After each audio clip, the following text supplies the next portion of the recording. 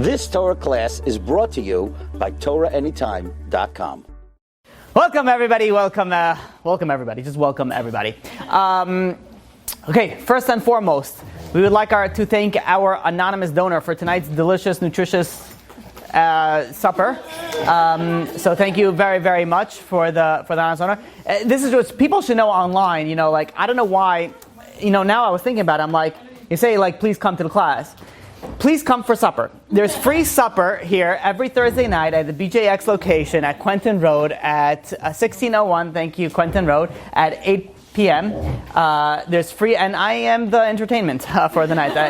Pretty much, got to be realistic for what you are. So there is delicious food here. So thank you for the generous sponsors, and everyone is welcome to join us. Again, this is a women's only class. So, okay, that's number one. Number two, last class, it was last week. Last week we gave a class. It was a little bit of a balagan, a little bit of a problematic, and whoever's not familiar, just I guess listen to the last class, because I think the first 5 minutes we were discussing the issues that we were dealing with. But something that I discussed in last week's class, my brother-in-law calls me up. He listened to my class and he says, something you said in the class was wrong. And I'm like, okay, so let me know. I like when people tell me that I'm wrong, because then I feel like I need to correct it. So he was telling me, he says, you mentioned that what happened is that we had to move locations. So when we moved locations, I was mentioning on camera that it's a schut, it's a merit for everybody who went and not only helped, but also just came in along and moved to the other location. The merit is that everybody that's going to forever watch this class online or listen to this class online, that goes in that person's merit, because otherwise the class wouldn't have been given. So he said that what I said was wrong. So I was like, what I said wrong? I've got sources, I'm about to pull out my stuff. I'm like, what you got? And he said something very interesting. He said that, what happens, you only mentioned that somebody's going to get reward if someone listens to the class. But let's say person A listens to the class and repeats something that you said to person B. So person B is now never listened to your class, but now he also gets the reward. You're also getting the reward. Everybody here is getting the reward for the people also that it comes, as a trigger effect. So, my brother-in-law, so he is correct. So, congratulations. Your spiritual bank accounts just went up. That being said, okay, now we could begin. But before we begin, when we finished so this week we were doing free will part 2. When we finished part 1, I didn't have a good feeling in my, after I give a class, I liked it. One of my things that I try to do, besides speaking very fast, which I, constantly work on myself to try to speak faster and faster, as I know this is what people want. Besides speaking fast, I try to bring things very clearly.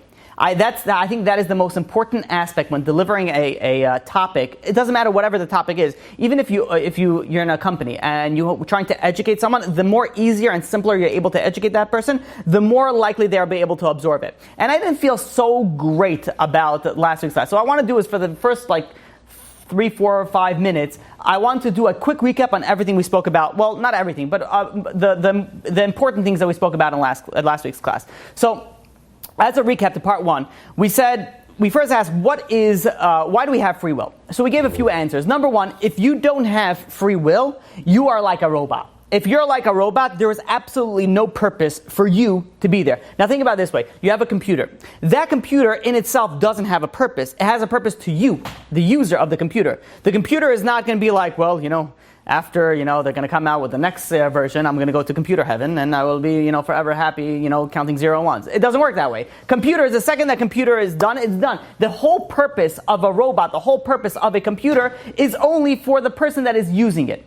So what are we? We're not a computer, and if we are not a computer, the only way that we would not be a computer is if we have the ability to have free will. Computers do not have free will. Robots do not have free will. The only way that we would have any meaning to anything of our life would be that we have a free will. So that's number 1. We said we need to have free will. Why? Because there's no purpose otherwise. Number 2, we mentioned the idea of the bread of shame, which we brought based off Kabbalistic concepts, that when you're getting something, if you have 2 options of getting something, as a free gift or as you earned it, you will enjoy it more if you earned it.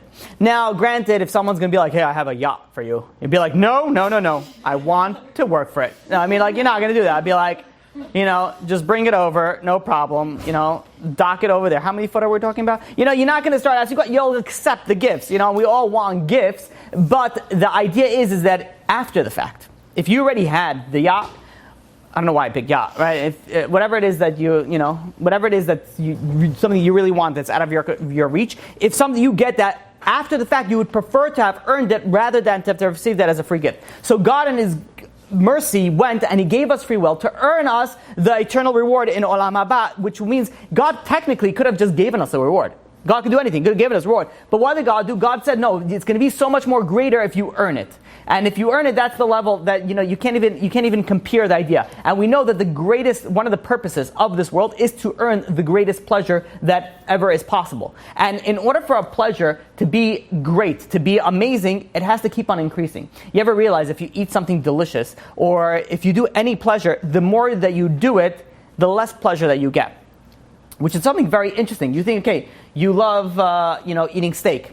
So you'll eat one steak, and you'll finish it, and then you eat another steak, and you'll finish it, and for the American population, you eat another 4 more steaks, and you'll finish it, and eventually, what happens is, you'll start getting sick of it. You'll start be like, oh my God, you smell steak, you're like, no thank you anymore. But like 45 minutes ago, if you're American, 4 minutes ago, right before you ate those 4 steaks, you were willing to go and pay $200 or whatever it is, $85 for a steak. All of a sudden now you're gagging when you're just thinking about steak. Why? Because the pleasure, the more that you indulge in the pleasure, the less pleasure that you actually gain from it. So in order for a pleasure to have the utmost pleasure, pleasure so many times, the utmost pleasure, it means that it has to keep on growing. In order for it to keep on growing, there's a few things that have to come into place. Number one, what has to happen is that you have to have it based off your free will. You have to work for it. When you work for it, you gain, you enjoy it so much more. That's number 2. Number 3, we spoke about a relationship. A relationship, one of the greatest pleasures they can have in this world is to have a relationship, a connection with the divine, with Almighty, with God.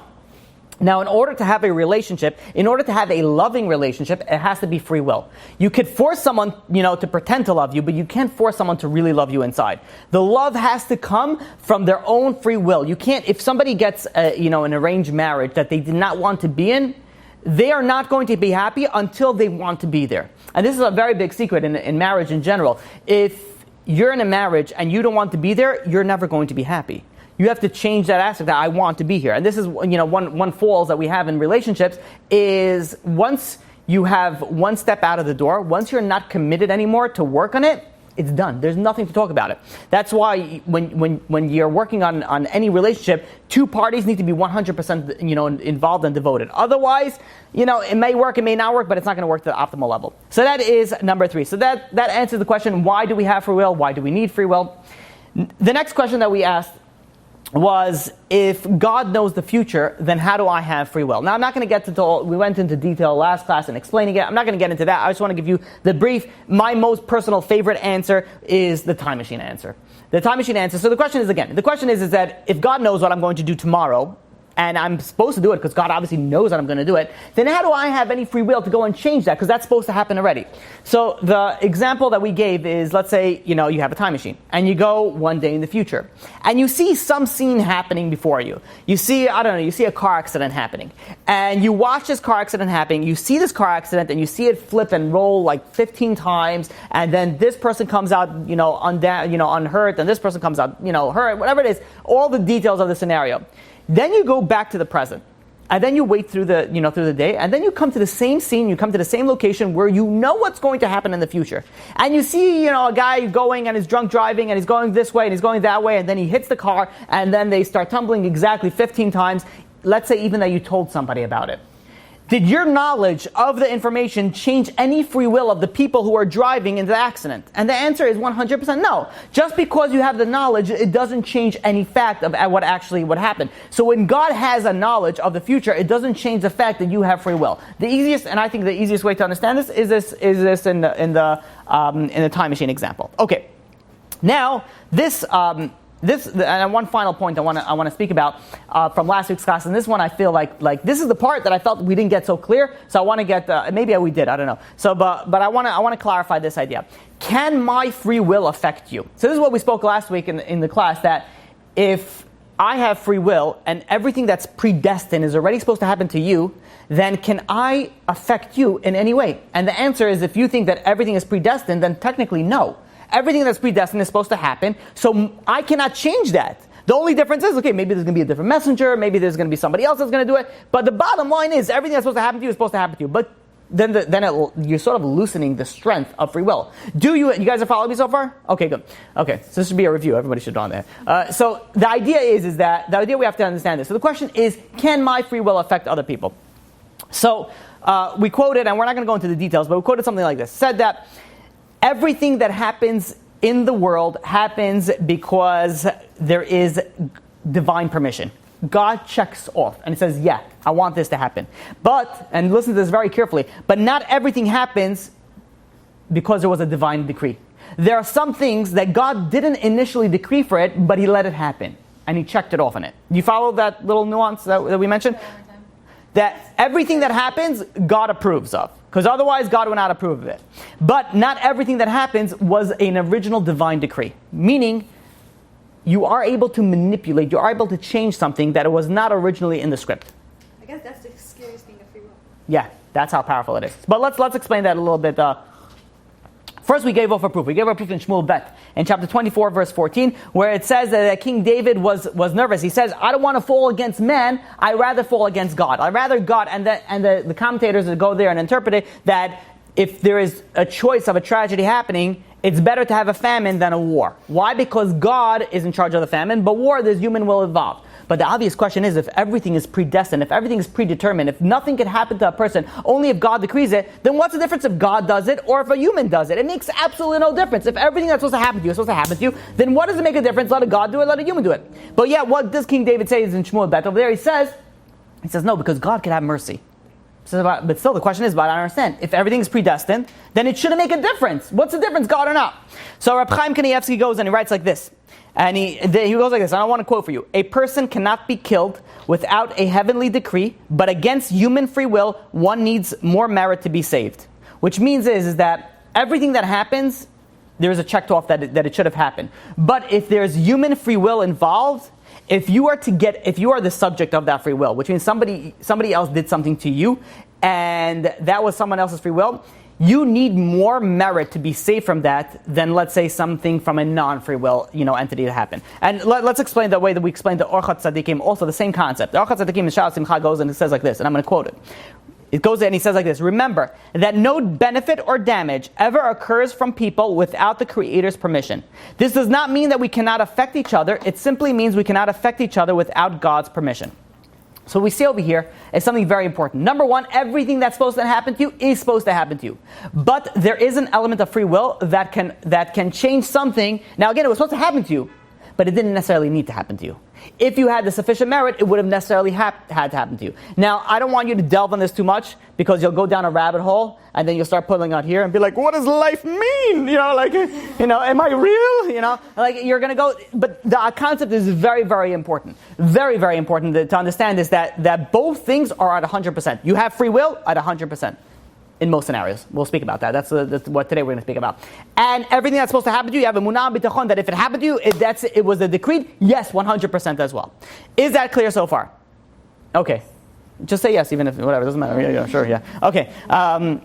You're not getting tested on this, Maybe after 120. I don't know if you're going to go over that, but then, is it, if something, goes wrong, or you make a mistake, so it's technically not a mistake? So this is where you have such a big difference in the way that people how interpret emunah. So let's say, and I think this is what you're asking. Let's say someone does a sin, and what do they say? Be like, okay, God must have wanted me to do the sin. Is that what you're going at? No, really. Okay. I mean, making a mistake. I made the wrong choice. Oh, you mean like that? I made so. the wrong decision. I worked in the wrong place. So if you made the decision from a logical perspective, based on technically, so the answer can go really both ways. Technically, yes. First of all, it was checked off that you should, that messed up. And I'll give you an example. Yeah, let me give you an example. It's easier to understand with an example. A man and a woman fall in love and they get married. Really, the Torah way is really, well, it's not the Torah. The real way is a man and a woman get married and then they fall in love. But whatever it is, let's say they get married together, a man and a woman. And then, unfortunately, it doesn't go so well. It's kind of rocky. So one of them starts thinking, maybe I made a mistake. Maybe I shouldn't have married her. And what all of a sudden happens, or maybe I shouldn't marry him. What all of a sudden happens? All the previous relationship comes up. Be like, who would have been a much better husband? everybody else except for him. Like you start concentrating, calculating everything else. Like maybe I made a wrong mistake. That is not a correct way to look at life. That is not a correct way to do it, because you're living in the past, you're not living in the present. If you're living in the past, you're never going to be able to move forward. The idea is that you are where you are. If God allowed it to happen, that means God checked it off, that it should have happened. Now, granted, you're in a sticky situation right now. What you need to do is be able to focus and get out of that situation right now. And it's very hard to say and think that when you are in the situation. It's easier to say when you're out of the situation. And a lot of things, and in fact, 99% of things are much easier said than done. But the idea still stands is that if something happened and that God checked it off and it was supposed to happen. Granted, did it happen because you messed up? Possibly. Yeah, you have free will that you can mess up. You can make a bad choice and end up in a very, very terrible situation for a long time. But it doesn't mean that you can't fix it. Anything can be fixed. Anything can be saved. Okay, so now the question that we have to ask, and the last thing that we mentioned is the last thing that we're doing on the review, is if everything is supposed to happen, technically supposed to happen, then why do we get punished? Why do we get punished for that? So we said technically you could alter the person's life based on your free will, but even more so, the Gemara in Makot, page 10, says that in a way that a person wants to go, that's the way that they're gonna that heaven is going to direct them. Meaning that if somebody wants to do a sin and really wants to do it and tries really hard, eventually God is going to assist that person. They're going to assist that person to be able to do that sin. Someone wants to steal and tries really hard and always fails, but eventually what's going to happen is that they're going to be, if somebody really wants to go, the direction that they want to go in their life is the direction that they get, that heaven puts it away. So now, if person A did something bad to person B, person A could say, listen, it was supposed to happen anyways. I was just a messenger. Don't shoot the messenger. But the answer, very obvious answer is that A, you didn't have to, I'm talking Mr. A, you didn't have to be the messenger. Mr. C could have been the messenger. Mr. D, E, F, G, anybody could have been the messenger. Who said that you have to be the messenger? So if you do something bad against somebody else, if you hurt somebody else, granted, maybe that was supposed to happen to that person. And probably it was. Obviously it was. But don't say like, okay, well, it was supposed to happen. I was just a messenger. Don't take away anything from your blame. No. You are to blame. You have to do tshuva. You have to go and fix it. You have to go and deal with all the situations that you put and you messed up. But know that it didn't have to be you. It could have been everybody else. Anybody else could have happened. Okay, so that is a short recap from last week. Is this clear? Okay, this is clear. Now we have to discuss this week's topic. Okay, so there's a Mishnah in Pirkei Avot in the 3rd chapter. It says something very interesting. It says, "Chaviv Adam shenivra b'tzelem." Beloved is a man that he was created in the image of God. And then it says, furthermore, chiba yitera, even a greater love, a greater show of love, nodat lo shenivra b'tzelem, that it was known to him that human was created in God's image. First of all, we have to understand is God doesn't have an image. God doesn't look like like the cartoons do it, like a guy who's driving a red sports car with a long white beard, bald in the front, but a guy, long, thing over here, smoking maybe a fat cigar on the clouds. That's not God, right? God doesn't have an image of a human being. So what does it mean that we were created in God's image? That's question number 1. Question number 2 is, what do you mean that, it's nice, it's a great thing, it's it's a beloved thing that we were created in God's image, but even greater thing is that we know that we were created in God's image. Like imagine, and this is how Rabbi Noach Weinberg explains it. Rabbi Noach Weinberg goes and explains it like this. He says, imagine someone gives you a beautiful present, a nice gold watch. And then they go and they say like, here's a watch, and be like, hey, I'm giving you this watch as a present because this is how much I care for you. Be like, okay, you don't have to spell it out. It's, pretty obvious. No, by the way, this watch is for me. What is that idea that God, now it's greater to us that it's known? So Rabbi Noach Weinberg explained like this. It says that first of all, what does it mean that we are created in God's form? God doesn't have a form, but rather what it means is just as God has free will, we are created that we have free will as well. That's what it means that we were created in God's form. Now the idea that God that we know that we have free will, now that it's known, you know what's so funny? I hear myself over here. I just thought somebody was on the phone on this side. That's why I wasn't looking at you guys. I thought I didn't want to, No, just kidding. I did, because I hear myself. Okay. So there is a thing that you need to do. Everybody that's sitting on this couch, I have to give you a blessing. The blessing is the B'ezrat Hashem. Everybody here is married? No one's married, right? B'ezrat Hashem, you should find a shidduch, bekarov, and everything should go smooth, and everything should go happy, and you build a bait neman b'Yisrael. Now already that we're giving bachot, everybody in the room also should have a... Now that we're getting... Okay.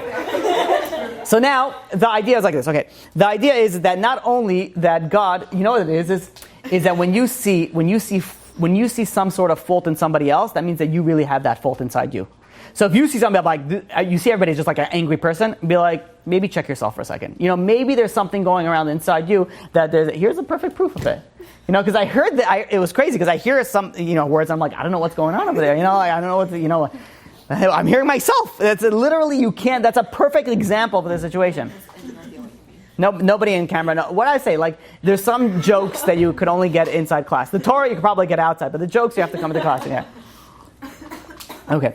So now there's got to be some benefit for people coming to the class besides the spiritual reward. There's got to be and the food. Oh, you know what? There's plenty. Okay, there's enough. All right. So, anyways, the idea is like this. The idea is that not only we were created in the image of God, that we have free will, but we know that we have free will. Now, think of this scenario. Imagine somebody's living in dire poverty his entire life. And they're 90 years old, no kids, unfortunately, very, very tough life. And they come to a certain point that, the home attendant is helping over them. And suddenly there's like a squeak on the floor and one of the floorboards just shoots up. And the home attendant looks down and sees things that are shining and gleaming. There's a bag full of diamonds in there. And they open it up and they bring it to the owner and be like, look what you found under the floorboards. And he had this house from, the 1800s. And he's like, are you kidding me? He says, I had millions of worth of diamonds my entire life sitting under the floorboards and I'm living under dire poverty. Now, if you would ask me, if a person has a few weeks left to live, truth is it's not, because he can still do, tzedakah with that money. But in a secular world, if you have an option, if somebody could find out that he was sitting on millions of dollars his entire life and he was struggling his entire life, and when does he find it out? A day before he dies, and he's nothing that he could do about it, that would be more painful than not knowing that he had the money.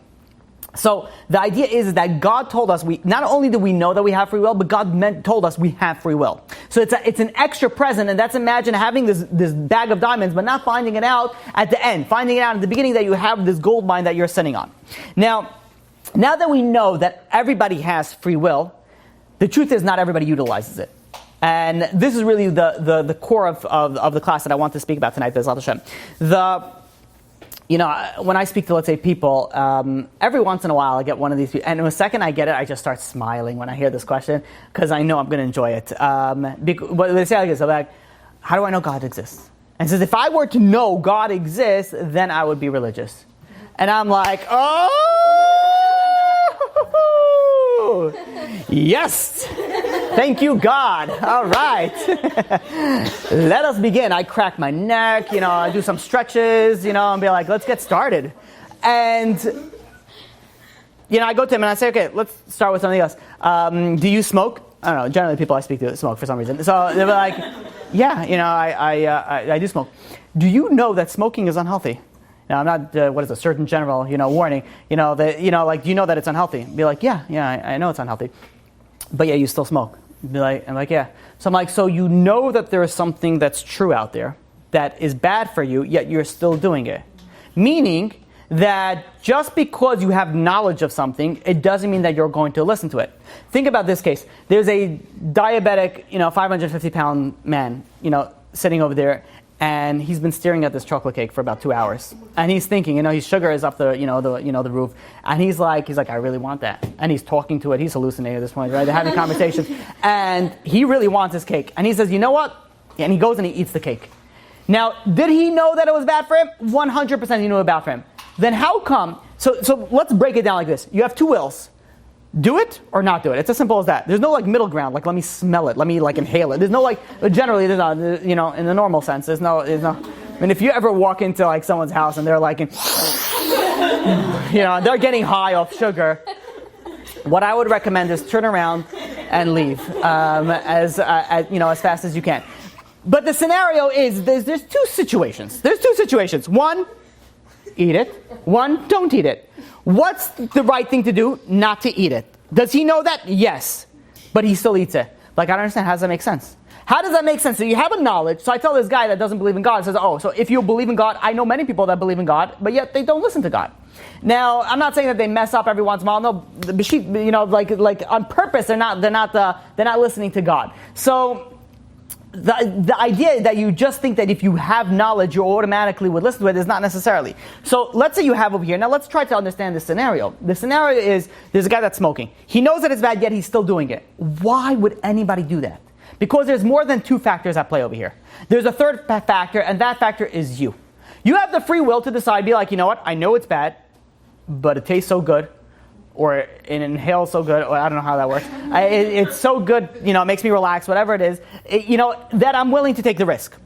Now, where does that come? That's free will. You have the free will to decide that even though something is bad for you, you will still do it. You're still going to go and you're still going to eat something, do something that is bad for you. And this is not related to, this is all examples. Hanging out with bad friends, speaking Lashon Hara. You know things before you do it that it's bad, yet you still do it. Why? Because you have the free will to do it. But all that being said, that, in my opinion, is not the essence of free will.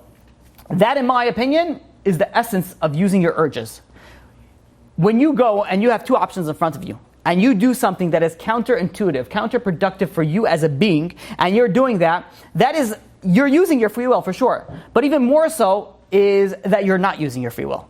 That you're going based on your animalistic urges. You have two options, and you decide, you know what's good for you, you know what's not, and you decide, you know what, I'm going to go and I'm going to go do the thing that is bad for me.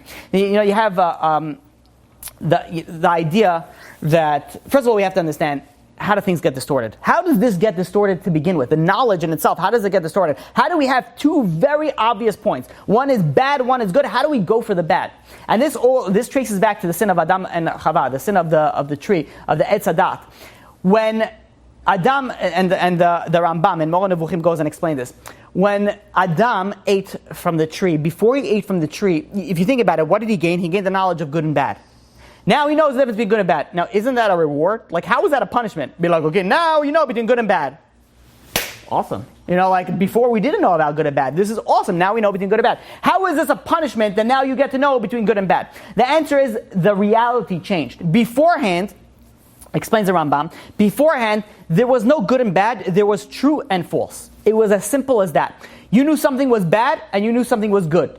You would never do something bad because it would be idiotic. It's like putting your hand in fire. Nowadays, but normal people are not going to put their hands in fire and get burned from it because it just makes no sense. It's obvious.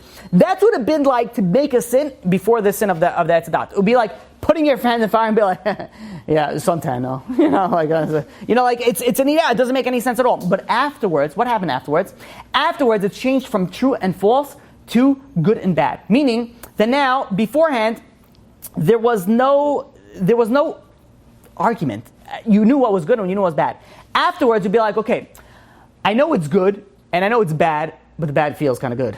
You start, all of a sudden the bad is a little bit, manipulative. It's a little bit something became grayer. There is more benefits that you wouldn't see beforehand. So it changed the aspect that beforehand, what was true and what was false, all of a sudden now became sort of like, well, yeah, I know this is wrong, and I know I shouldn't smoke, but kind of feels good, and I'll take the risk, and then they start quoting you statistics. Well, 95% of people don't die of car accidents, okay, so don't smoke and don't drive. I don't know what you want to tell you. It's like they try to go and they convince themselves, whatever it is that they do, but all of a sudden things became clear. Before the sin of Etz Hadat, no one would ever smoke if they knew that it was bad. So, this is the idea of how the reality became distorted. But in essence, when somebody goes and when somebody does something bad, they're using their urges. They're using their animalistic urges. So, in essence, you're not only not using your free will, you're using the opposite of free will. You're using your urges. And to explain it like this, I've had people when I speak to the same group of people that they say like, hey, if I become religious, my life is very restrictive. I can't do this on Shabbat. I can't eat this. I can't hang out with this, gender. I can't do, a whole list of things that I'm not supposed to be doing. It says here, I am more free. I'm able to do whatever I want. And the truth is that it's not necessarily, that's not true. When you're going and when you're doing whatever you want, you're not doing whatever you want. You're doing whatever your urges and your animalistic desires wants. You're not in essence having your be like, okay, now I'm free. Just the opposite. When you're not listening to the Torah, that's when you're not free. You're not. What does the Torah do? The Torah gives you the ability. You know what the ultimate use of free will is? It's to say no to something that you want. That is free will. That is, something is bad. You know that you're not supposed to do it, but yet you want to do it, but yet you say no. That is free will. That is the idea. That is the optimal. That's what you're talking about, the highest level of free will. And this is where the tests really lie in. The idea of free will, that even though that you have the ability to say yes and you have the ability to say no, but you say no even though you want to say yes. And this is what the Torah says in Pirkei Avot chapter 6, that says, "She'en lecha ben chorin le'ela mi she'osek b'lemud Torah." There is nobody that is free only if somebody is going and learning Torah. Because with Torah you have the ability, you learn to say no. You have the ability to say no. When you know that you're able to say no, that's when you know you have free will. So if somebody's going and does whatever they want on Shabbat, whatever he wants, anything throughout their life, that is not being free. You're locked to your desires. You're locked to your inner animal essence. You're not doing what you really want to. You're doing whatever your desire says. So how are we better than animals? How animal wants, they desire something, they do it. That's how are we any better? The way that we're better is when we get to say no. Is that clear? This is the idea, the Gemara in Kiddushin, which we've been quoting almost every class, that it says, that Kadosh Baruch Hu goes and says, berathi yetzer hara, I created the evil inclination of berathi Torah tavlin, and I've created the Torah as the antidote. The evil inclination is here, that gives you free will, and we'll explain that shortly. But what's the antidote to it? The antidote to go and actually utilize the free will to the maximum potential that you can, that's the Torah. Because the Torah teaches you what you should say yes to and what you should say no to. You have the ability to be very calculated through all your decisions in your life. Okay, so now I want to share with you something from Rabbi Dessler. In Michtav Eliyahu, he writes like this. And he says, everyone's with me so far? These classes are philosophical, so I don't know. I mean, the truth is, the past 4 months we've been philosophical. So, okay. So, you have here, you see these two papers? These are two armies, right? Two sides. Let's use my hands, right, so everybody can see. These are two armies. And the way, think about an olden day battle. In an olden day battle where it was hand-to-hand combat, the battle took place in one location. It was where these two groups met. That's where the battle happened. Now, everything on this side belonged to this person's property. Everything to this side belonged to this person's property. There was no fighting over here, and there was no fighting over here. There was fighting right over here. Does that make sense? Okay, whoever's listening on audio, good luck. So you're fighting right over here in this particular area. This is where the battle is, and now let's say this person, this group of army, whatever, beats them and fights it over here. So now this territory they're conquered already, but this territory they're not fighting anymore. It's over. It's ours. We won. Now we're fighting over here. Granted, you can move back and forth, but once you beat a certain area of war, you move on to the next. You're not fighting at that previous war. Says Rav Dessler, the same thing works in free will. The way that it works in free will is that you have free will in a particular point. Everything that you do has a point of free will. And that's where you're fighting with it. When you beat that, and we'll explain what that means, you're no longer fighting that. You have a new free will, but it's different. And what's that? So let me explain this. This idea. The majority of choices that we do in our life is not based off pure 100% free will. We just do it without thinking. Think about it this way. It could be because of the way that you were educated. Also, some people were educated. I'll give you an example of lashon hara versus murder.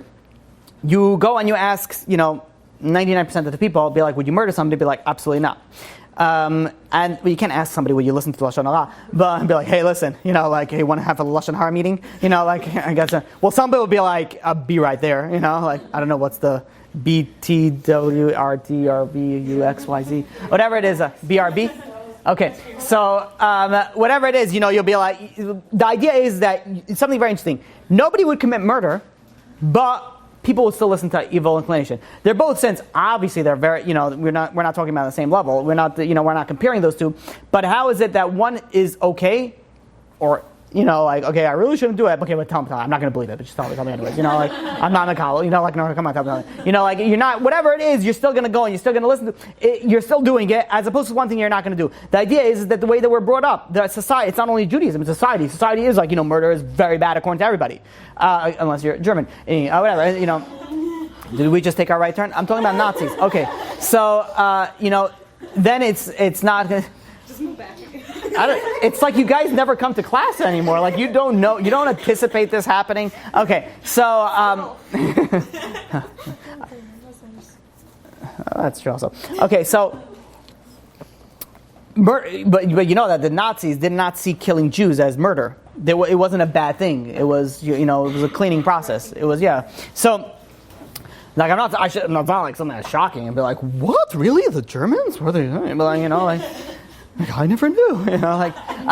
So the idea is that when you have this one point where it's a sin, but yet you're doing it, another point where it's a sin, but yet you're not doing it, it's based on your, Rabbi Kiva Tats calls it the Bechira point, your free will point. Wherever your free will point is, that's where you have the fight.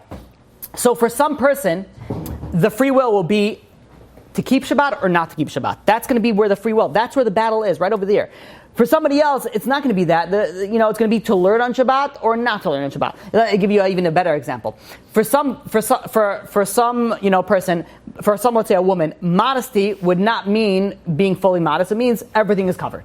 Everything is covered, that's considered modest. For somebody else, it's like everything's not covered and everything's tight. Now, both is a modesty test, but for each person, the test point is in a different level. Because for the person that is already well advanced in the modesty stage and they already know what they need to do, they're not in the same point of free will in that essence as somebody who's just beginning in Judaism. Does that make sense? Are you guys with me so far? Okay, that's good. It's not the same challenge. Thank you very much. So, it's not really free will. If somebody else addresses modesty, they always did. It's always free will, but the actual free will.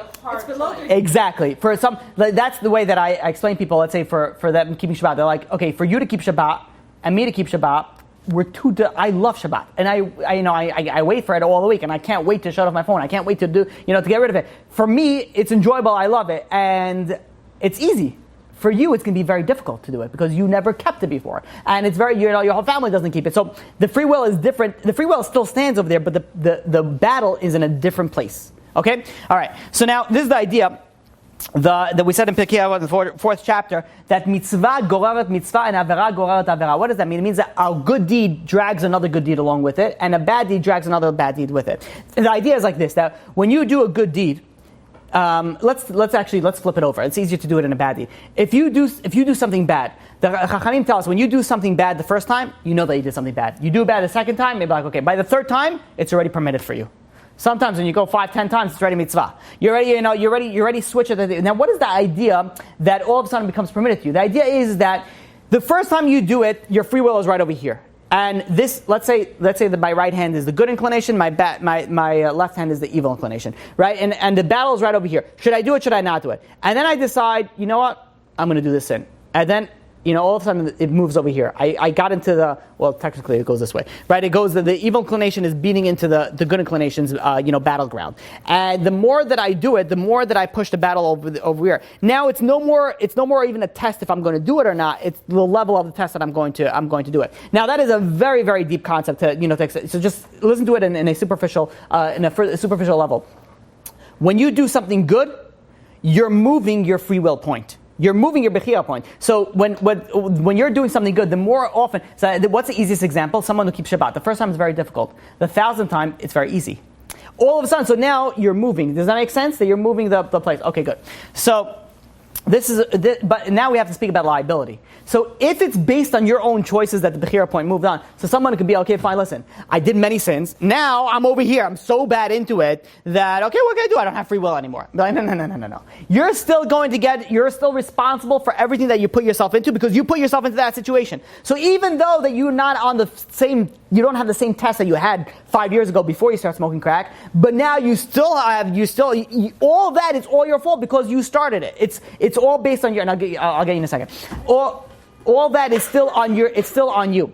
So the idea is that if it's your fault that you moved your free will point, you're still responsible for everything, even though you don't have the same free will as you had before. Now, of course, you have the same free will, but it's in a different position of where you had it. Is that clear? Are you guys okay with that? You have to feel that's harder to push it. It's exactly. You're used to it. Exactly.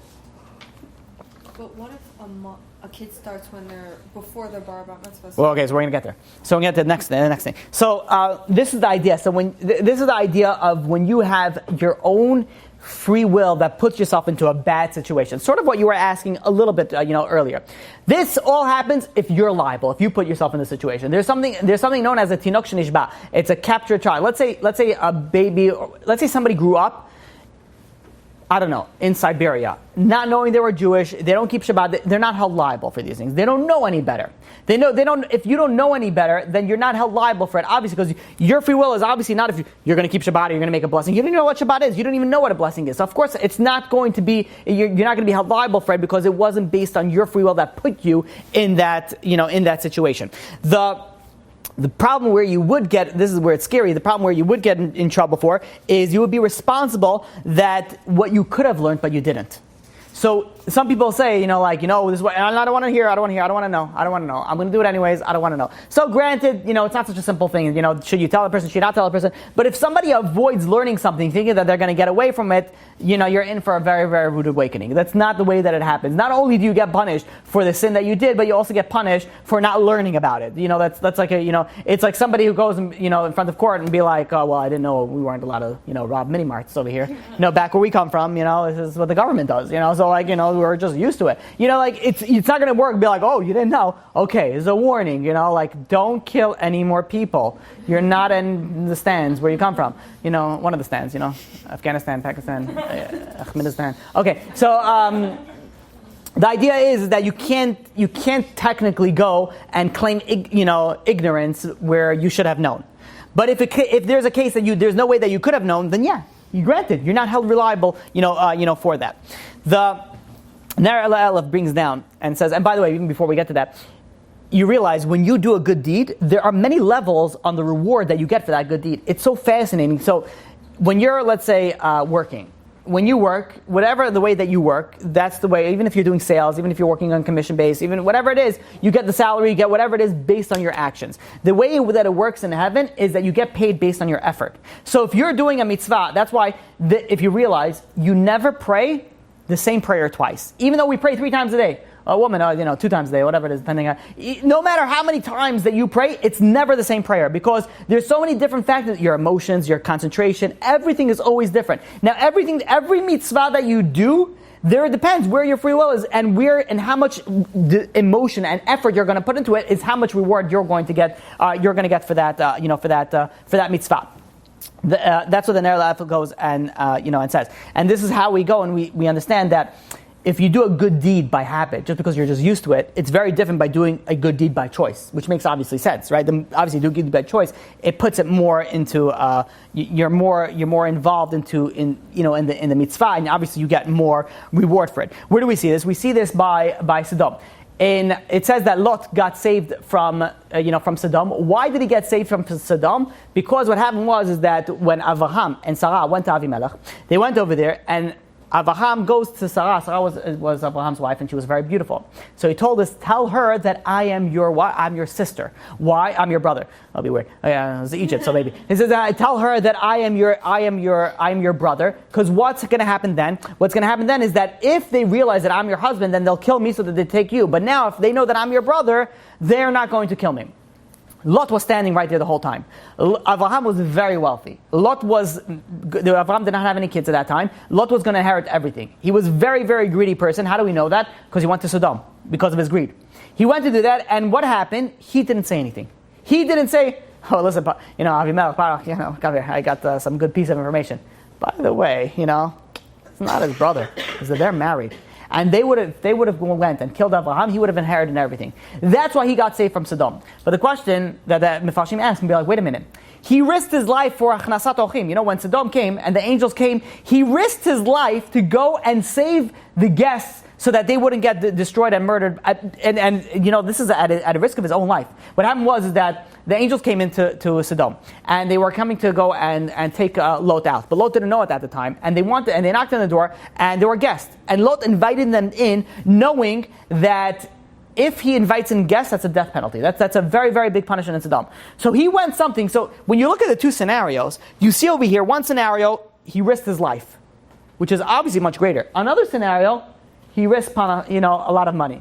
So for some people, panasa is still, greater than life. It doesn't matter about the life, all that matters is about the money. But for the majority of the people, no, life is much more important. So why is it, when it mentions the merit of Lot, that why did he get saved from Sodom? Because of what he did he didn't mention to Avraham and Sarah because of his greed. Why is that better than risking his life for achnasat ochim? And the answer is because Lot grew up with Avraham. He grew up in Avraham. He saw that Avraham was all involved with just doing chesed, with achnasat ochim, with bringing in guests. His free will wasn't like, should I bring this? It was ingrained in him already. It was like, of course I'm going to do achnasat ochim. There was no question in it. Where was the real test at? The real test at was his true bechira point, which was by the greed, because that's where he had the greed. That's where he had it. This we see also by Avraham. Avraham, we know how big of a test Avraham and Akedat Yitzchak was when he was going to go and put Yitzchak on the altar, because this is everything against what Avraham stood for. Avraham was the one who was saying, no, you should not put him on the altar. No, God does not want you to sacrifice your children. God does not want you to do this. And yet God tells him to do exactly what he's been preaching the whole time to do. This is the ultimate level of test that Avraham could have. And that's where the test is. That's where you get the bechira. That's where you get the free will as well. The idea of this is that even though we have, tests in our life, and we have free will in our life, many things that we do, do not have, and this is the scary part. Many things that we do, we don't even use. We don't even use, the free will. Think of this as a scenario. When I was reading this is from Noach Weinberg. I was reading this. I'm like, whoa, this is so true. You're driving in a car, right? And every time you make really major decisions when you're driving in a car, should I merge? Should I look? How fast should I go? There's so many. But yet, sometimes we're driving in a car, and we get to the destination, and we don't even realize how we got there. We're like completely oblivious to the road. We don't remember passing anything. I'm like, you just made life and death choices without even thinking about that. Isn't that crazy? That we do all these things. Like, look how important free will is, and then so many things that we do in our life, we don't utilize this free will. And not only, the scary thing is not only we don't utilize it, it comes into effect that it affects other people. You realize that, especially, for example, I'll use the Gorski community. The Gorski community, there was a big movement of people keeping Shabbat. Now, how did that start? It started with one or two guys starting to keep Shabbat. And I'm speaking of I don't know about the girl situation, but I know the guy situation was, that's what I'm dealing with for a long time. The guy situation, it started with one or two people keeping Shabbat. And what happened is that they started inviting their friends over. So they used their free will to keep Shabbat, and then they started inviting their friends, and then they started making meals in the synagogue, and they used to hang out in the synagogue. So eventually, what 2 people started keeping Shabbat, all of a sudden 50 people started keeping Shabbat, and then, goes on to their siblings, and so on, and the family members, and so on, and so on, and so forth. This all started by 2 people utilizing their free will. Which means is when you utilize your free will, you're not only changing your life, you're altering everybody around you. And if you want to know a person, this is especially true when in the teenage years of a child, you look at that person about the groups that they're hanging out with.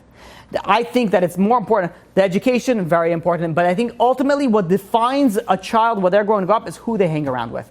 The way that the groups is, and you have that, and I've noticed that, because, growing up, I noticed that different groups, and you had groups that became more religious. Why? Because 1 or 2 people became more religious, and everybody else just this is what we're doing. We're going to learn Sundays, so yeah, let's go learn Sundays. And you had another group of people that, so we're doing marijuana on Sundays, so okay, let's do marijuana on Sundays. And it's so funny how things happen. It's so comical when you look at it from the outside perspective, how you have 1 or 2 people generally change a group, and that's what generally it happens, especially if it's a tight-knit group. So all of a sudden, you have, and this is the idea that the power that you have to go and bring people, let's say, to Torah classes.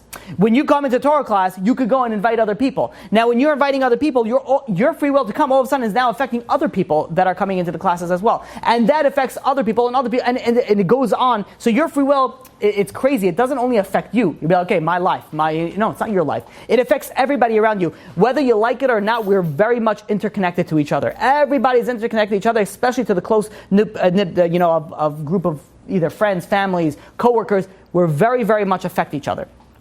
The idea is that even though you have the education that does play a role in this. So if you have a child and you decide public school or yeshiva, obviously that's going to affect that child's free will also. That's going to affect your free will of deciding to put in there. It's going to affect what that child's going to decide. You put a child in public school, eventually the child's going to decide, heroin or cocaine or whatever. Okay, I'm exaggerating. But, you're putting a child in a yeshiva, you put your child in yeshiva, they're not going to go and they're not going to start, the test of their life is not going to be the same test as a public school kid's test. I've dealt with kids in public school, and say, how difficult it is, especially nowadays, for a boy to go into high school and watch his eyes. Are you kidding me? How to people, they undress to go to school. They don't. It doesn't work. It used to be you used to get dressed to go to school. Now they undress to go to school. And you expect, okay, well, like what? My daughter is pregnant before she, like you sent her with Julio and Pablo, and Christopher over there, in PS 99. What do you think that's going to happen? They're just going to hold hands and they're going to say, they're just going to sing songs together around the campfire. Like, yeah, teenagers. Yeah, what are they going to do? Right? No, of course, you're putting a child in a situation. Of course, it's gonna affect that situation. Now, granted, does it not happen in Asia? No, of course not. It happens. It can happen anywhere. But you're playing with the free will of not only yourself, but now your children also, and anybody that it's affected, around you. And this is the idea that the way that we get judged is the same idea. We get judged. The Rambam says like this. He says that the Rambam in Hilchot Shuvah in the 5th chapter goes and it says that everybody can be as righteous as Moshe Rabbeinu. Like, how is that possible? How can we be as righteous as Moshe Rabbeinu? It means that we can. It's not like we're going to be Moshe Rabbeinu. Some people think that. Somebody sent me a video this week. It was actually an audio, but it was in a video format.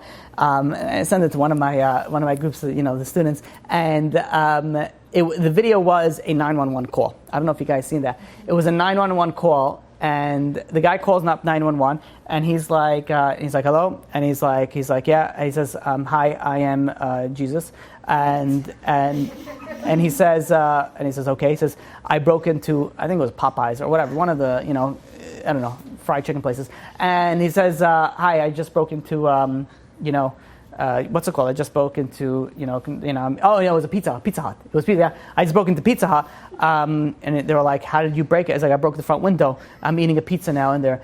And the 911, recruiter was like, "Okay," so he's like, "No." He was like, so he goes, "Mr. Jesus, what's your last name?" You're not supposed to say it, but he said JC. His last name was, and he's like, it's like, where do you live? And he's like, well, I just came from heaven. I live in heaven. And I came down, now I'm eating a pizza. And he was like oblivious to the entire situation. Like, why are you asking me this dumb questions? Like, obviously, I'm, the second coming. Like, I'm here. Just let everybody know I'm here. And, so they sent a car out there and they picked him up. He was still, when the police car came, he was still sitting there eating his slice of pizza. Yeah, they brought him in. It was some Mexican guy, I don't know, who thought that he became, yeah, it's real. Yeah, I can show it to you afterwards. He goes and it was like hilarious. But when I was thinking that, I'm like, all right, well, not everybody's, to that extent, but we all do the same idea. We all pretend where we are and, we're okay with what we are. We're so confident, this is okay where I am right now. The Rambam says, you know what it means that we get judged as Moshe Rabbeinu? Which means that Moshe Rabbeinu reached to the utmost of his potential. We're going to get judged on how come we didn't reach as high level of Moshe Rabbeinu. We get judged in that, that level. We get judged not for, we don't get judged compared to what other people are. We get judged to what we could have been. That is a very, very important concept. We get judged for what we could have been. And this is how we understand. This is a very, very, important concept. I get this question a lot regarding King David and Batsheva, the sin of King David and Batsheva, right? So let's just try to explain this idea a little bit. First of all, there's two questions. This is how Rabbi Akiva Tatz explains it beautifully. It goes into like this. It says, how do we understand the mirror? You had the Jewish people. They left Egypt. They saw the miracles. They saw the plagues. They saw the splitting of the sea. They got the Torah. They got everything. How did they sin with the golden calf? How did they sin with the golden calf? Furthermore, then he goes and he asks, what about King David? How do you have King David that go and did a sin with Batsheva? And then even furthermore, it's even a greater question. The Gemara over there, the Gemara in Shabbat says, in page 55 says that whoever says that David sinned is mistaken. But how does it make sense? Because the Torah says that David sinned. So what do you contradict? The Gemara says whoever says David sinned is mistaken. But the Torah says itself that he made a sin. So the Rabbi Akiva Tatz goes and answers like this. And he says that when the Torah judges a person, they're judging a person to its level. Not to your level, not to somebody else's level. Now, on King David's level, it was guilty because he was on King David's level. And he explains like this. Imagine you have two engineers. They're discussing plans. And they have plans of a large building that they're constructing. Two big shot engineers. And then you have, JC, the painter, comes in and he looks at the plans and he's looking at it and he's like, he says, the building's never going to stand. He says, how? It doesn't make any sense to me. He says, what are all these squiggly lines? He says, it's not going to happen. It's going to fall down. And a short while later, the building falls down. Now, it could have been that it doesn't matter if the painter was right or wrong, but the chutzpah that the painter had, I'm like, who are you? Like, what do you don't even know anything. But even if he guessed the wrong thing, even though he was right ultimately at the end, but you don't know what you're talking about. Like, what are you even putting your input, in over here? The idea is that King David, it's inappropriate for somebody lesser than him on his level to say that he sinned. But for the Torah, it is to say that he sinned. Now, why is that? Now, if you understand, if you read the sin of King David, if you realize what the sin was, you don't really understand what it was. Because what happened was, King David, sent Uriah. Uriah was Batsheva's husband. He sent him to battle. And the way that it worked was, before any Jew back then, in that time, went into battle, they gave a get. They gave a bill of divorce to their wife before they left the battle. If they came back and they survived it, they remarried their wife. If they didn't, then what does it prevent? It prevents an aguna. Aguna means that if somebody is missing, if a man is missing, all of a sudden you don't know if he's alive, he's dead, he's captured, you don't know what's going on here, the woman is not allowed to remarry until they know for certain that either they die, the husband died, or there's a bill of divorce, or there's some sort of definite answer that we have over here. So in order to prevent this aguna, and unfortunately, this even to nowadays, there's aguna crisis, we have these issues to this day. To prevent that, before they went to war, they gave a bill of divorce. So Batsheva, when King David took her, she was a divorced woman. She was not a married woman at the time. And in fact, even though that Uriah went to the front lines, and King David put him in the front lines, the reason why he put him in the front lines because he disobeyed a direct order from King David. Now that's capital offense for disobeying a direct order. Now he had to go and die. Now instead of dying as a criminal, King David said, let's put him in the front lines and let him die as a hero, as a warrior, as a in the army, as opposed to as a criminal. So he did, out of his kindness, King David put him in the front lines, and that's why he went and he eventually died. So the question is, so what was King David's sin? She was not a married woman. He not only was divorced, he was not alive anymore. Like, where was the actual sin? And in fact, the commentators, it's so hard to decide what the sin was that the commentators are not even sure what the sin was. They're arguing, maybe this was sin, maybe this was a sin. They're not even sure what the sin was. So, indeed, it was a sin, but not for us to say. He took For before he died, or after? So he took it even though the first time he took her before he died, and then he married her after he died. But it doesn't matter. She was not a married woman. Happened to be the law. I don't want to get into details. The first child passed away. It wasn't that, and then the second child. You know who came from the second child? Shlomo Melech. King Solomon came from that union. Mashiach came from that union. Now, even though it was a sin. But the chutzpah for anybody to say that it was a sin. It wasn't a sin, like we don't even know what the sin was. The sin, you know what the sin was? On King David's level, that was a sin, because his free will was on a lot higher than anybody else. So the chutzpah is from one person to say that it wasn't a sin. That's what the Gemara on Shabbat means. Yeah. I'm saying if Mashiach came from this woman, then obviously she was meant to be with King David. So how would it have not been a sin? Because either way, I'm saying unless he married her before So. she got married, how would it have worked out in a way that It shouldn't have been even a sin. Yeah, so first of all, the idea is that first of all, King David saw in prophecy that he was meant to be with her. King David was a prophet, so that makes the question even harder. Did he see how he was going to be with her in the prophecy? Obviously, that I wouldn't know. But the idea is that even though, okay, fine, I didn't want to get too much into this, but let's. Oh, I didn't realize how late it was.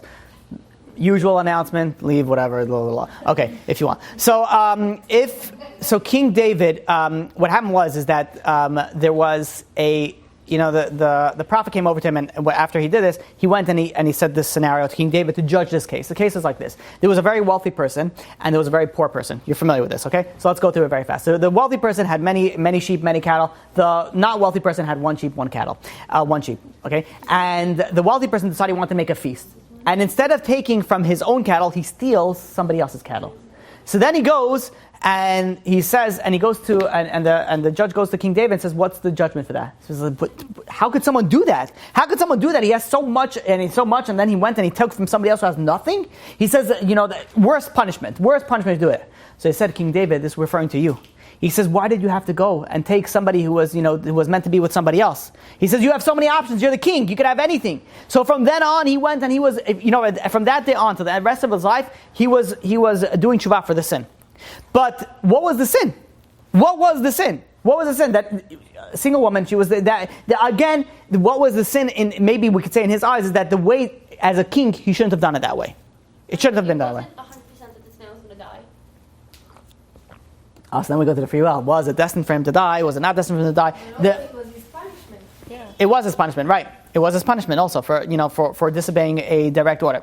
The bottom line is that in essence it was a sin, but we cannot say like, yeah, of course it was a sin. We're not on the level to even start to criticize. Who are you to criticize King David? You're not even on the level of that. If anybody else would that, it's not a sin because everything was technically halachically kosher. But for on King David's level, because on his level that it was a sin. Not necessarily is it kosher. Is it like feeling at a lower? Mahadran, shemahadran, right? Yeah, to imagine, yeah. To begin with, Hashem did this whole thing that Uriah will marry Batsheva because of what David did with Goliath, right?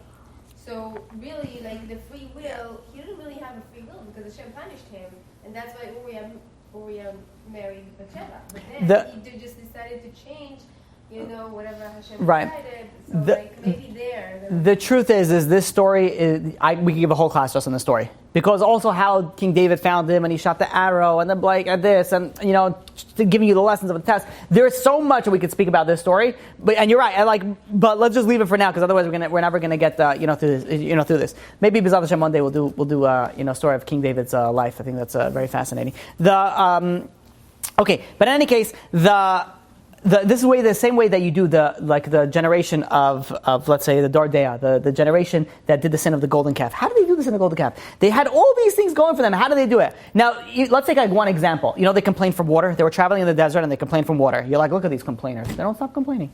If you read the scenario is that they were traveling for 3 days without water. They had women and children that they had to make sure that they have enough water. 3 days without water, that's dangerous level. They didn't say anything for 3 days. Finally, after 3 days, they said, okay, can we have some water?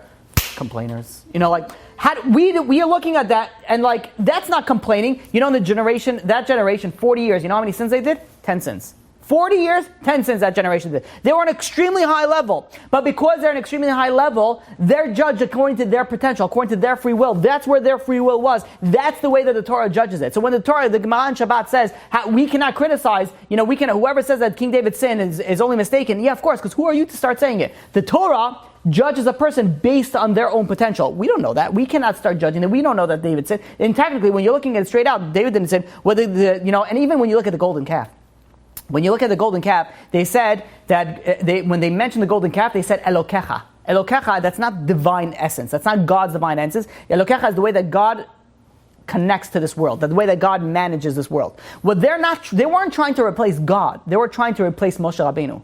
That's where they were trying to replace. But on their level, that was a sin. And not only was it was a sin of idolatry. So everybody gets judged on their own level. Think of it this way. Think of it, there's two brothers, two family members. One brother always gets 50 and lower on their test. 50 is a good grade. Everything is lower. One other brother, 100. Now, two brothers come home and they get a test. The 50 gets a 75. The other brother gets a 95. For the 75-year-old brother, 75-year-old. For the 75, I hope not. Well, maybe the parents are probably 100. So for the brother that got 75, the parents throw a party. That's unbelievable. That's amazing. For the brother who got 95, be like, well, you broke your 4.0 GPO. What's going on over here? And they're upset with him. That's not fair. Look at, I'm doing much better. But you don't judge based on other people. You judge based on your own potential and what you have.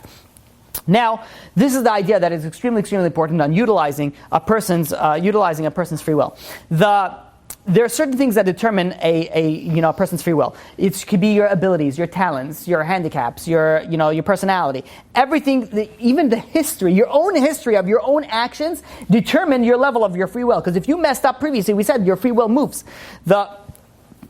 And even if you have somebody who's born with certain tendencies, anger tendencies, lust tendencies, whatever it is, there are certain people that are born more difficult to conquer something else. And I think one of the easiest way there are certain, let's say, women who have a very easy time with modesty, and there are certain women that have a very, very hard time with modesty, very hard time. And each one gets judged according to their own potential. Not to say, be like, okay, listen, it's not so hard for me, so it's pretty much okay for me. But for you, you know how to do it. Obviously, the halakha is the halakha. But God judges putting everything into place. But even if somebody's born with certain tendencies, you have the ability to change your nature. You have the ability to do that. Rabbi Chaim Friedlander in Sifsei Chaim goes and explains like this. And he says, unfortunately, what we do is that, let's say we mess up. We're not in the spiritual level that we need to be. We start blaming other people. Okay, if I grew up in a house like this, then I would have been like that. Okay, if I had friends, then I would, we're good, then I would be able to. We start blaming everybody else but ourselves. And so that is very incorrect. You have no one to blame other than yourselves. Your spirituality is dependent solely on you, not on everybody else that's around you. Granted, they have an effect on you, and you should circle yourself around good people, but at the end of the day, you are responsible for yourself. And this is how we understand the Gemara in Bachot. The Gemara in Bachot in page 33b says that Hakol b'dei Shemaim chutz mi'irat Shemaim. Everything is in the hand of heaven except for the fear of heaven. And the Gemara Nida goes and explains this. The Gemara Nida in 16b says that if a person is going to be tall, short, skinny, fat, dark, light, rich, poor, smart, not smart, whatever it is, it's all predetermined. God already, if you realize that there's some kids already since they're little, they're going to excel in life, and there's some kids that be like, oh, never. What's funny is, the funny part is that look how life does. Is that usually it's flipped around. The people that you don't think are going to go anywhere are the ones that are employing the ones that got 4.0 GPAs. They didn't go to college, but they somehow opened up a business, and then they hired the person, from Harvard, and they, that worked hard and had potexia and got into all the things that they need to get to, and they pulled all the strings. They end up working for the guy who was like, butterfly, like in the class. So go figure. Why? Because the idea is that everything's predetermined. How much money you're going to make, everything is predetermined already beforehand. What is Hakol b'dei Shemaim chutz mi'irat Shemaim? Everything's predetermined. The difference is that how spiritual you're going to be, how righteous you're going to be. That depends on you. What's your level of fear of heaven that's going to be? Now on Rosh Hashanah, God decides how much money we're going to make that year. You have the free will. Are you going to make it legally, or are you going to make it illegally? It's up to you. You can do that, and then you make the money. What are you going to use it for? That's your free will. You're going to give it to charity, you're going to donate, you're going to buy another Lamborghini, whatever it is that you're going to, I'm sorry, you're going to buy another Chanel bag, whatever it is, I think it's men. I don't know anything else that's expensive, I'm sorry. I know two things. I know Chanel and Hermes, and I don't know how to pronounce Hermes, or whatever it is. So Chanel, I know how to pronounce, so every time I always bring up Chanel. Louis Vuitton also, I guess I knew that one. But isn't Chanel like on a different level? That's right? Okay. I don't know. I don't know. No. I just know they're all fancy. That's it. They're all okay. Whatever it is. Whatever it is. What, it's like expensive bags? Yeah, these are expensive bags. Or whatever it is, an expensive company. So, yeah, if you want to spend, let's say, I don't know, I know like Chanel bags are like 5,000, 15,000, what is it? No, like $200. No, Chanel is only a couple $100. The real ones? Where are you buying your stuff? Depends on the size. Oh, whatever it is. Depends if it's alligator leather from Africa. You're just paying for those 2 C's or whatever they make it. That's what you're paying for. I don't know how to pronounce it either, but I think it's like It's a Hermes. Yeah. Hermes, yeah. The letters are silenced because it's French. We don't like some letters. But we'll put them in there anyways. But you don't pronounce it. And there's like 14 J's in that. I didn't hear one J come out of your mouth, right? But in any case, okay.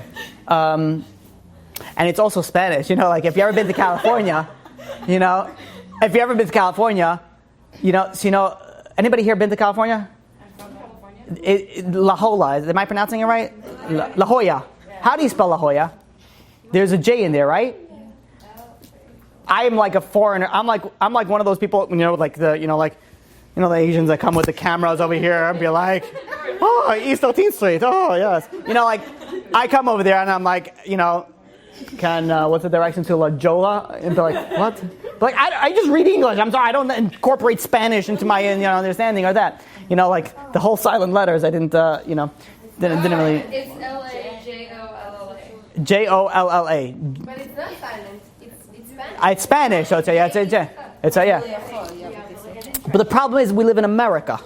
Okay, so this is, if it was in Mexico, fine, do your thing. But this is California, all right? So let J's be J's. Whatever, I'm not going to get into it. One of my pet peeves. Sometimes I'll do a bedafka. What is left?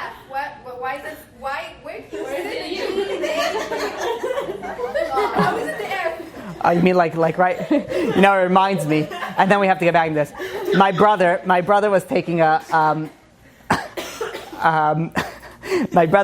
his driving test. You go to the DMV. We have to fast the day before. Okay. So you go to the DMV. Kaparat Avanot over there, and he's sitting over there, and everybody there's a written test to drive. I don't remember this. On the computer now. Well, all right. I am not the same age as you guys, okay? Okay, back then we were like, computers? What are computers? Computers were like this. And be like, that was good. So the idea that, so he was sitting over there taking his test, and someone raises his hand back, and they were like, yes. And they were like, I don't know if anybody's going to get this. They were like, I have a question, professor. I don't know what they call professors. It's like, he's like, what's a red ligget? A red ligget. They legitimately asked the question, what's a red ligget? Ligget is a light. But if you pronounce it, what's a red ligget? So this is, Now you can't ask questions. It's all on the computer. Well, now you can't ask, right. So now it's not like that. Yeah, whatever. Dan Lekaf Skut. He was a big, whatever it is, a big righteous man also. It doesn't matter to me. But I'm saying like at first I'll be like, okay, that's pretty funny. But then I'm like, technically he's just reading. He's just reading technically. Where does the K come before? I know. The America is also like English. Okay, fine. No, it's true. Like, Kno stuff. Yeah. So, okay. Anyways, so all right, we'll bash on English a different time. Let's finish with free will. Okay, so the idea is that everything, you have many things that are already predetermined for you. How much money you can make, everything is already predetermined, but how we're going to use it, that depends on you. So it explains the Ali Shor, it brings up the Gemara. The Gemara in Shabbat, page 156a, goes and says that if someone's born under the influence of Mars, they're going to be more prone to bloodshed. Now what does that mean? So the Gemara says they could do a few things. They could be either one who becomes a doctor. It could be a robber, I don't know, whatever. It could be a shochet. It could be a mohel.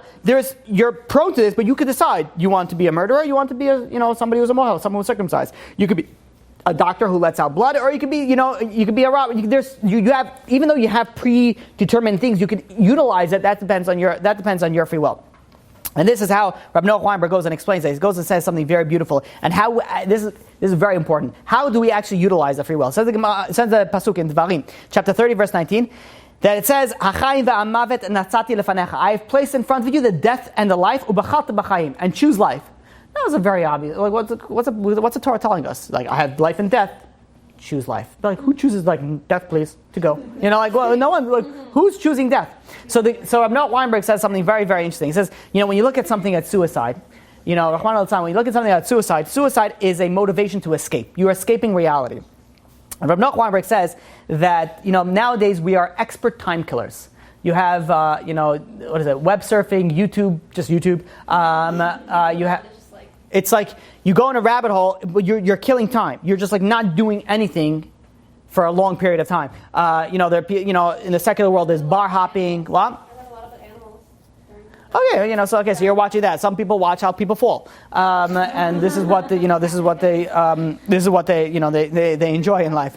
Be like, yes, fall for me. Old lady, fall down the stairs. Oh, yes, my pleasure. Yes, that's hilarious. Thumbs up. Okay, so. There are people after a long day, they veg out. They just sit over there, they just veg out. That explains Rabbi Noach Weinberg. He explains to Rabbi Noach Weinberg, he says, killing time is suicide on the installment plan. I thought this was a genius statement. Let me say that one time. Killing time is suicide on the installment plan. Because suicide is you're escaping from reality. Killing time, you're also trying to escape from reality. So, when we're doing it, we're just going and we're just wasting our time. B'chalta b'chayim means choose life. You have two options in front of you. It's not necessarily just death, but it's also, you could not choose life. And we're going to explain what that means. Rabbi Noach Weinberg, before we explain in depth what that pasuk means, Rabbi Noach Weinberg goes and gives you 3 ideas on how to utilize your free will. Number 1, you first of all have to realize that you have a choice. You have to realize you have a free choice. People don't realize that they have free will. Like if you're driving, the example that we gave before, you can decide to take this road or take that road. But you're not going to decide if you're just doing it without thinking. If you stop for a second and be like, wait, I have the ability to decide what I'm going to do. Then, people go and they tell me, I can't keep Shabbat. You could. You do have the ability to keep Shabbat, but they convince themselves that it's not even a choice. It's not even an option. There are many people that sell themselves short because they don't think that they can do it. And if they don't think they can do it, that's it. They're done. They already lost. So step number one is to realize that you have a choice. And you really do have a choice. You have the choice. You have the ability to do anything that you want. Number two, says Rabbi Noach Weinberg, don't be a zombie. Don't be a zombie. Nowadays we're other people's puppets. The way that it works is you realize that many things that we do it based because that's what other people do. And the way that we dress, the cars that we drive, the phones that we buy, the things that we do, we base it either because of social media, because of advertising, because of marketing, because of that's what our friends doing. We are technically other people's puppets. The geniuses in the marketing world, the real smart ones, they know how to manipulate you to buy what they want. That, like sometimes it's not the smart business, it's not the smart product that gets you to buy it, it's a smart marketer. That it's a guy who knows how to go and tell you that you need this cup with a hole in it. You just need it. And if you need it, and they can convince you need it, then you can buy it, even though it's a silly product. But if you convince you that you need it, then you buy it. Now, if everybody has a cup and a hole in it, then all of a sudden, everybody has it. I said a cup and a hole. I could really said Crocs. I mean, it doesn't, whatever. No. But the truth is, no, the Crocs are comfortable. It just looks like you're walking around in whatever. Okay, so whatever it is, there are certain things that if you realize the genius is not behind the product, it's behind the marketing behind it. It's a convincing. And many choices that we do in our lives, it's not based on our own free will. It's based on we don't realize we have we're making other people's decisions for us. We're making our own decision based on other people. It's mind-boggling when you stop for a second and you think what you have the ability to do. And this is also people have a job. They're stuck in a job that they don't want to be it. Just because you had a job that was good for you 5-10 years ago, explains Rabbi Noach Weinberg, doesn't mean that it's good for you now. It might not be good for you now. And don't be stuck in a situation that you're not supposed to be in that situation. You have the free will to get out of it. Sometimes it's very difficult. It's not easy. But know that you have the ability to go and get out of it. Prayer really, really helps in this, in these situations. The final thing, the third thing, is Rabbi Noach Weinberg explains. It says that you have a struggle between the body and the soul. There's always a struggle between the body. The body chooses a pain-free, work-free environment. That's what they want. They just want to cruise through life. They just want the least possible. The soul has a drive to reach your potential. Your soul is like, okay, let's do it. Your soul is the one that wants you to come to class to learn Torah. Your body wants you to come to class to eat sushi. Whatever brings you to class, come to class. Doesn't matter. I want to comfort the soul wants the meeting. Well, yeah, exactly. Yeah. But the idea is that there's always, this is where both of them are in the same thing. But let's say the body would be like, okay, I'll just catch it online, the next day. So I'll just sit on the couch today and I'll, veg out, I'll web surf and I'll, stalk people that I haven't seen, in 14 minutes. And, you'll go and you'll start looking through everybody else's life and you'll sit there for 4 hours and whatever, your body wants that, your soul wants to, is thriving to go and chase after your own, to reach your potential. The test is who you're going to listen to. It says over here in Devarim, in chapter 11, verse 26, it says, God is saying, I'm placing in front of you curse and blessing. What's the blessing? If you listen to God. Your curse is if you're not going to listen to God. Did you have the blessing and the curse? What is the blessing is if you're going to listen to your soul or you're going to listen to your body. You keep on having this thing that's going to constantly spell you apart. Okay, your body wants you to do this sin. Your body wants you to do this thing. Your soul does not want you to do it. You have the free will to decide. Choose life, because the life is the soul. Who is in essence you? You are your soul. You're not your body. And if you've ever noticed if you ever, unfortunately, been around somebody that passed away, and if you've been in that situation where they were alive in one moment and you saw them pass away, you look at their body and you could say that the person's not here anymore. It's not like it's him, but he's dead or she's dead. It's not there's something gone. You could see that something, and it's not just the fact that the heart's beating, because you could do mechanically. It's not the fact that there's brain. It's the fact that the soul is gone, because the essence of who you are is your soul. It's not your body.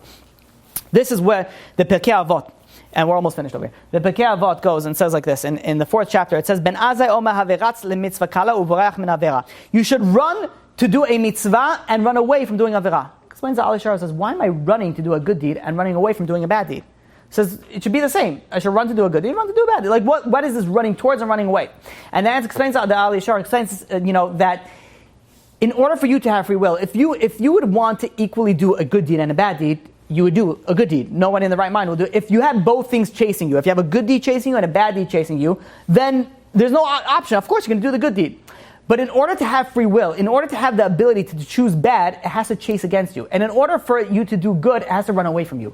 That's just the essence of free will. So it says in the Mishnah Pirkei Avot, you have to run to do a mitzvah, but you have to run away to do an avera, because a mitzvah runs away from you, and an avera runs towards you. Yeah. Well, Pirkei Avot, 4th chapter. But Ali Shar explains it like that. And this is how we understand the tshuva process. And we'll finish with this. We have 5-6 more minutes, we'll be done. B'ezrat Hashem. Bli neder. Bli anara. B'ezrat Hashem. Mazel tov. Okay, so now the tshuva process. When you think about the tshuva process, how does the tshuva process works? You're like altering the past. You'll be like, okay, you did something really bad. You're like, okay, I'm sorry, God.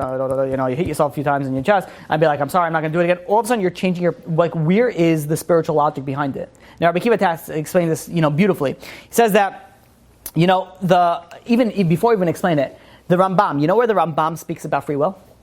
The Rambam has the Yad HaChazaka, he has the Mishnah Torah, he has all the laws of the Torah.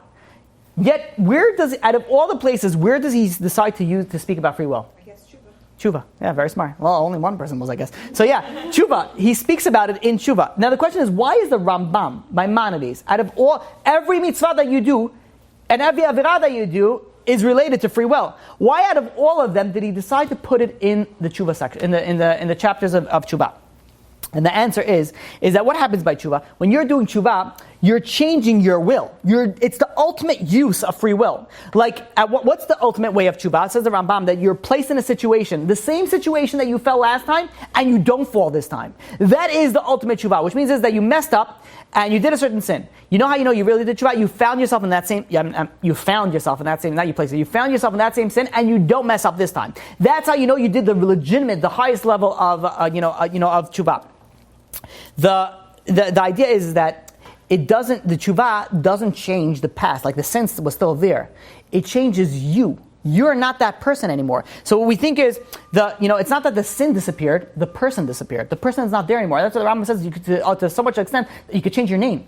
You're not the same person anymore. What does that mean? Because when you do tshuva, you won't want to do it anymore. You won't want to do the sin anymore. That's the difference between tshuva out of fear and tshuva out of love. If you do tshuva out of fear, that means that you did tshuva out of fear, which is good. It's still a level, but it's not as high as doing tshuva out of love. When you do tshuva out of fear, meaning that you're fear of punishment. So if there was a way that you could remove the punishment and you could get scot-free the avera, the sin, you would still kind of do it. And so you're still changing your will. You're still not doing it, but it's on a lower level. What is a tshuva out of love? Tshuva out of love means that you know the effect that it will have on your soul. You know that what God told you, and you don't want to go against God. It doesn't matter on what the effect of the sin that's going to be. It doesn't matter if it was be allowed at one point. If God doesn't want to do it, it's a much deeper changing of the will. Do you understand that? If you're doing tshuva out of love, think of it this way. In a relationship, let's say a man is scared of his wife. Generally Americans, right? That's a fair statement to say, right? At least the Ashkenazim. I don't know. Okay, so but that's just the opposite. Sfardim especially. So when you're looking at this, scenario, when you have somebody, a husband who doesn't want to do something because it's going to hurt his wife, there's two ways. Either he doesn't want to hurt her because he's afraid of the retaliation that she's going to do back to him, or afraid of the credit card, whatever it is that he decides he's going to be afraid. He's going to be afraid of something, of fear. That's one way he's not going to hurt her. Or the other way, he's not going to hurt her because he loves her so much and he doesn't want to hurt her. Now what's the essence of really him not wanting to hurt her? The greater one is doing it out of love. Because out of fear, if let's say he wanted to do something that was pleasure to him, but hurt for her, if he could have a way that it would never hurt for her, then he would do it. But if he does out of love, then regardless of whether it hurt her or not, it doesn't matter. I love her and I don't want anything to be, to jeopardize it. That's a difference of love and fear. So when you do, the reason why the Rambam place the essence, the way that he discusses the laws of free will, the halachot of free will, he discussed it specifically in Tshuva because that's the ultimate use of free will. You're changing your will. You're completely changing something that you want to do to something that you don't want to do. That is the ultimate use of free will. We said in the beginning, what is free will? Free will is not when you are able to do whatever you want. Free will is when you have the ability to say, no, I don't want to do it, even though that I want to do it, but I know that it's not the right thing to do it, and I decide I'm not going to do it. That is utilizing your free will. This is, we'll finish with this final thought. In Mishlei, in Proverbs, chapter 21, verse 1, it says, Lev melech biyad Hashem.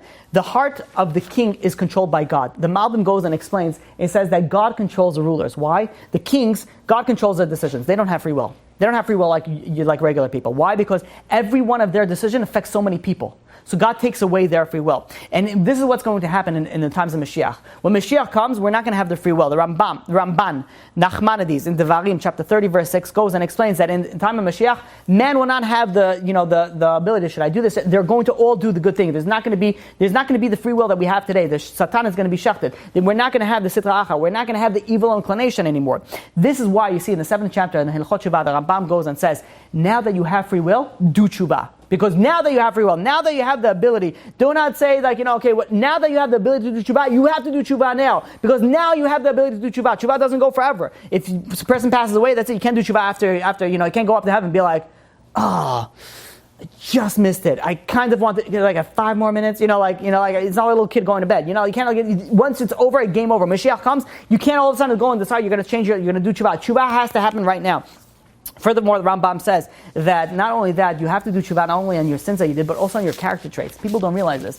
If a person is an angry person, a person is, goes after their desires, a person goes after whatever it is that in their own personal character traits, even, says the Rambam, even if it didn't manifest into any action, you still have to do tshuva on it. You still have to do tshuva on it. Now that you have the ability to do tshuva, now you really have to do tshuva. So what we learned over here, as a quick recap, is that even though we all have free will, not everybody utilizes it.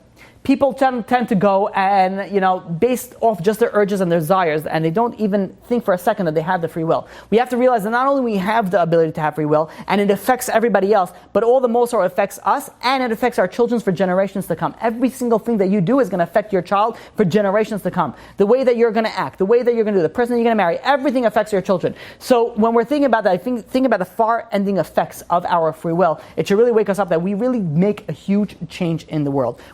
We make a tremendous difference in the world. And let us make a positive change and not a negative change. Any questions? Okay, let's work clockwise. I think that's the easy way. Is that counterclockwise? Let's go like this, okay? Yeah. The reason we have free will now is that Hashem can give us reward and all that stuff, but when Mashiach comes and we don't have the free will anymore, isn't the whole purpose of him giving us free will in the first place, You're asking what's the purpose of Mashiach?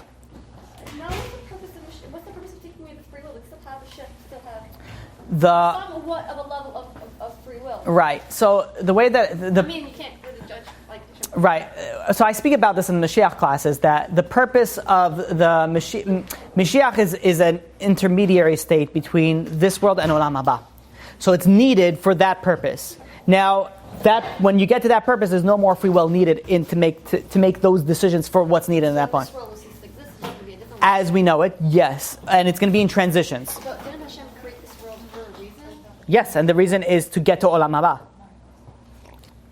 So the way it works like this. So we have the free will now, and based on the free will that we go right now is based on how we are going to live in the times of Mashiach, and that's going to lead us to Olam Haba. So it's kind of like instead of working towards buying a car, everyone just gets free cars.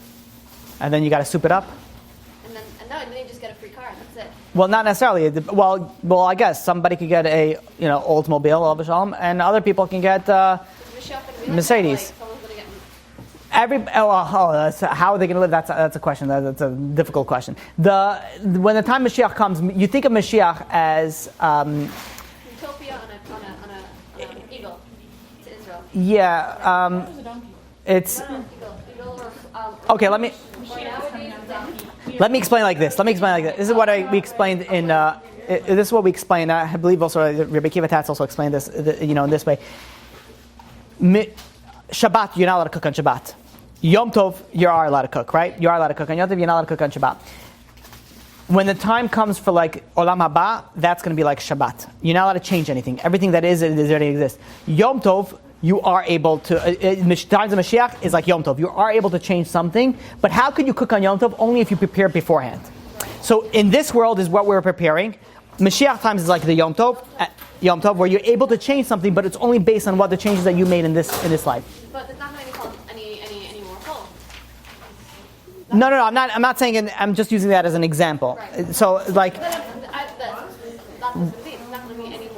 weekdays, you're not going to have the ability to do things that you're doing now. But yeah, it's in stages. So you look at the Rambam. Well, it's in stages. It's in stages. In the beginning, it works in stages. You look at the Rambam, it says there's not going to be any difference except for Shibud Malchus, and you're not going to have the Satan. So you're going to be able to serve God without, but it's going to be in stages. When you study it in depth, the truth is we didn't finish the Mashiach series. We should probably finish it. What's going to be when Mashiach comes? So maybe we should finish it, wrap that up once we finish this series. Okay. Next question on this side? And then we're going to get this way. This way I don't bounce back and forth. No questions over here? Yeah.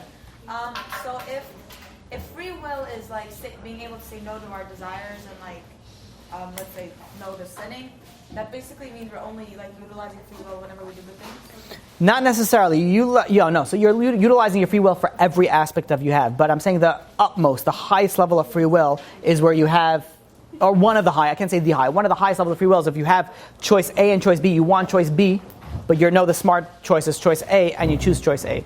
So it's not, you're making free will on everything that you decide. What you want to, like God said, let's say, how much money you're going to make, but you're going to decide what business you're going to get into, for example, what job you're going to get into, and things like that. So you're utilizing free will for everything. Not just that. Okay, moving along. Yeah. And then you, sorry. Yeah. I think it was the Ali Shore you said. Yeah. About I just didn't really understand. They're running away from why does running away from The sin? sin make it free will? Because sin chases you, Right.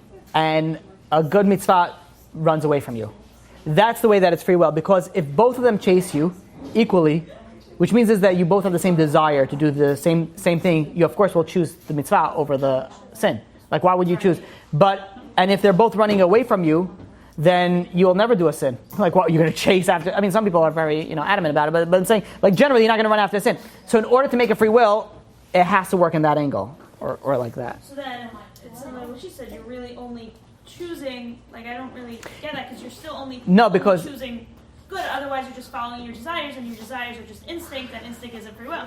But you're still utilizing your. Oh, so that's a very good point. If I wasn't clear on that, if you do a sin, you're utilizing your free will to make the sin. The problem is that to make it an equal playing field, it's chasing after you. That it just puts it on an equal playing ground. So everything's everything's on an equal playing field. It has to be like a decision. It's not. Yeah. Be like obvious question. It has to be a decision. Right. Okay. Yes. So, like I was saying before about the kid. If let's say, I don't know, this example, a kid starts to bite their nails when they're, let's say, like 9 years old. And then, okay, so they're boys, so they hit bar mitzvah. But it's already a habit that's very hard to break, so then they're violating Shabbos, but they started doing it before they had their yetzer Torah. Right. So thanks for coming. That if somebody started a bad habit even beforehand, they still have the ability, they still have the free will. Granted, they were put in. So the free will moved. I'm saying like what level they're going to hold it. You can pick it up. It's fine. What level it's going to actually count as. Only God will adjust it, but of course they still have the free will to stop doing it. Like, I'm saying if they're so young, then by the time they realize they're much older, and it's very, very hard to stop. Let's say with dividing nails. Right. They still have to stop it. It doesn't mean, but I'm saying like obviously their test is not the same test as somebody who never bites the nails. But I'm saying like, how, like obviously they're punished because they're still doing it, but they didn't. It's not like they got the choice to start once they have their yetzer Torah. There are many people that don't have a choice either to begin. Some people are born angry people.